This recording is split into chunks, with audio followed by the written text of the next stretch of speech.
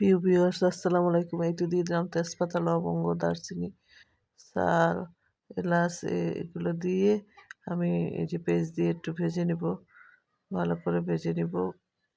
ভাজা হয়ে গেলে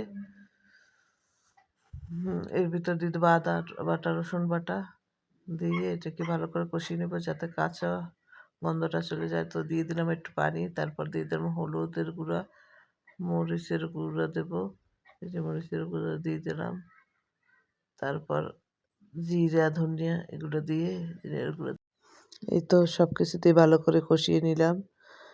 কষিয়ে নিয়ে লবণ দিয়ে দিলাম, একটু কষিয়ে নিচ্ছি। তো আপনাদের যদি তারপর দিয়ে দিলাম মাংস দিয়ে এই তো ভালো করে কষিয়ে নেব, ভালো করে কষিয়ে নেব। আমার চ্যানেলটি যদি আপনাদের ভালো লেগে থাকে প্লিজ সাবস্ক্রাইব করুন, বেল আইকনটি বাজিয়ে দেন, সাবস্ক্রাইব করে পাশে থাকুন যাতে আমি আপনাদের ভালো ভালো ভিডিও আপলোড দিতে পারি আপনাদের কাছে। প্লিজ আপনারা সাবস্ক্রাইব করবেন, শেয়ার করবেন এবং একটু একটু শেয়ার করবেন প্লিজ।